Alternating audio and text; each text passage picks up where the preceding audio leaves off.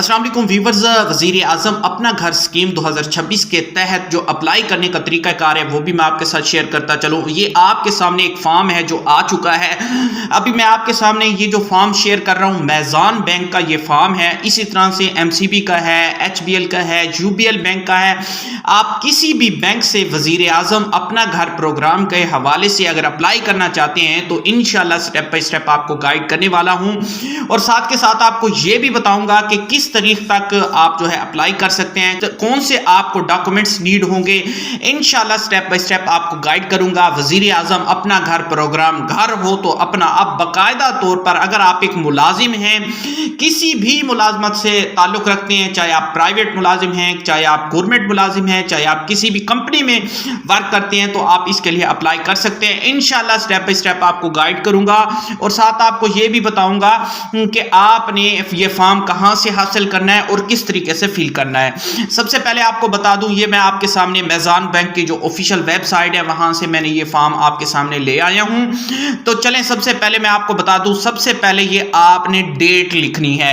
मतलब आपने जिस डेट को अप्लाई करना है तो उस डेट को आपने यहां पर मेंशन करना है। दूसरे नंबर पर यहां पर आपको नजर आ रहा होगा एप्लीकेशन नंबर, मतलब आपकी जो दरखास्त नंबर है, या तो वो जो बैंक होगा, चाहे MCB है, UBL है, मैज़ान है, वो आपको बता देगा कि आपका जो दरखास्त नंबर है 10 है, 5 है, 15 है, 20 है, जितना भी है वो बता देगा, या इस पर ऑलरेडी प्रिंट होगा।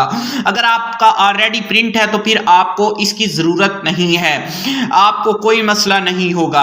अब आगे चलते हैं, जरा देखते हैं कि इसमें जो है क्या कहना चाह रहा है। उसके फाइनेंसिंग के का जो मकसद है वो मैं आपके साथ शेयर करता चलूं। भाई आप किस लिए जो है ले सकते हैं। देखिए, पहले नंबर पर वो कहता है कि अगर आपने हाउस, अपार्टमेंट, फ्लैट वगैरह के लिए लेना है, मतलब मकान के लिए, अपार्टमेंट के लिए या फ्लैट खरीदने के लिए अगर आपने लेना है तो ये कर्ज आप हासिल कर सकते हैं, तो आप इस पर टिक कर देंगे। अगर आपके पास प्लाट प्लस मतलब कंस्ट्रक्शन के लिए आपने लेना है, प्लाट्स भी आपने लेना है और साथ के साथ आपने उस पर कंस्ट्रक्शन भी करानी है, तो फिर आप इस पर टिक करेंगे। तीसरे नंबर पर अगर आपके पास ऑलरेडी प्लाट है, सिर्फ जस्ट कंस्ट्रक्शन के लिए आपने लेनी है, तो आप तीसरे नंबर पर ऑप्शन जो है इस पर टिक कर देंगे। अब आ जाते हैं जो अगली चीज है, वो कहते हैं अमाउंट अप्लाइड, मतलब आपने कितनी रकम के लिए ये कर्ज जो है अप्लाई करना है, दरखास्त देने हैं। आपने 5 लाख के लिए लेनी है, 10 लाख के लिए लेनी है, तकरीबन 1 करोड़ के लगभग तक आप जो है ले सकते हैं। उसके बाद है टेन्योर, मतलब आपने कितनी मुद्दत के लिए लेनी है, तो आपने बताना है कि हमने 6 साल के लिए लेनी है, 8 साल के लिए लेनी है, जो भी आपकी जो मुद्दत है उसमें आपने बता देनी है। उसके बाद आपकी कंट्रीब्यूशंस, थोड़ी सी दरखास्त गुजारी की अपनी रकम की जो है वो तरीका को जरा चेक किया जाएगा।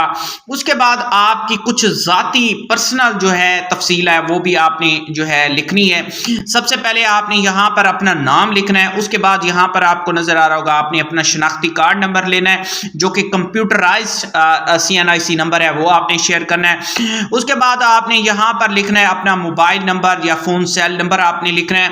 उसके बाद आपने अपना ऑप्शनल है आपके पास ईमेल एड्रेस, आपने ईमेल एड्रेस जो है लिखना है। उसके बाद आपने जेंडर बताना है, आप मेल हैं या फीमेल हैं, वो भी आपने लिखने हैं। उसके बाद आपने लिखना है यहाँ पर डेट ऑफ बर्थ, मतलब तारीख पैदाइश है, वो आपने लिखनी है। यहाँ पर आपने वालिद या शरीक हयात का नाम लिखना है, मतलब आप अगर फीमेल हैं, आपका जो है अगर हस्बैंड है तो उसकी लिखेंगे, अगर आप शादीशुदा हैं। अगर हस्बैंड नहीं है तो आप जो है अपने वालिद का लिखेंगे। उसके बाद आपने अपने जो है फादर का CNIC या आपका जो शरीक हयात है उसका CNIC मतलब शनाख्ती कार्ड नंबर लिखना है। आप कितने अफराद की जो है किफालत कर रहे हैं, 6 हैं, 4 हैं, 10 हैं, जितने अफराद आपके अंडर हैं, मतलब उनकी किफालत कर रहे हैं, तो आपको बताना होगा। उसके बाद जो है आपने अपनी अम्मी का नाम लिखना है, मदर्स का नाम यहाँ पर लिखना है। उसके बाद आपने अपना रेजिडेंस, मतलब मौजूदा जो पता है, स्टेटस है, एड्रेस है, वो आपने यहाँ पर लिखना है। कब से रिहाइश पजीर हैं, मतलब जिस जगह पर आप रिहाइश कर रहे हैं तो वो आपको बताना होगा कि कब से आप जो है रिहाइश पजीर हैं। अब उसके बाद है आपके पास करंट रेजिडेंशियल एड्रेस, मतलब जहां पर आप मौजूद हैं उसका लिखेंगे। तो उसके बाद जो है रेंट आपने मतलब बताना है कि आपने कितने मकान जो लिया हुआ है किराया उसका कितना रेंट है। उसके बाद आपके पास आ जाए हवाले से भी थोड़ी सी आपसे पूछी जाएगी मंथली मतलब आपके मंथली जो एक्सपेंडिचर हैं मतलब माहाना अखराजात हैं उसके बारे में आपको पूछा जाएगा। मतलब आपका किराया कितना है यहाँ पर आपको बताना होगा। मतलब जिस मकान में आप रहते हैं आपको यूटिलिटी बिल्स के बारे में थोड़ी सी तफसीलात देनी होगी।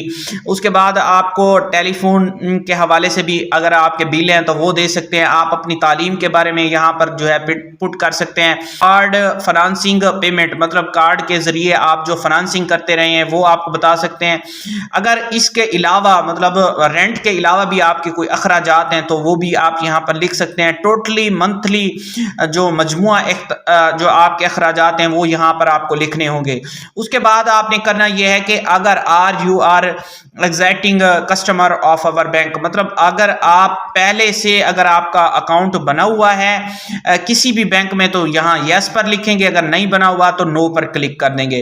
किसी भी बैंक में बना हुआ है तो यहाँ पर आपने अकाउंट नंबर भी दर्ज कर देना है।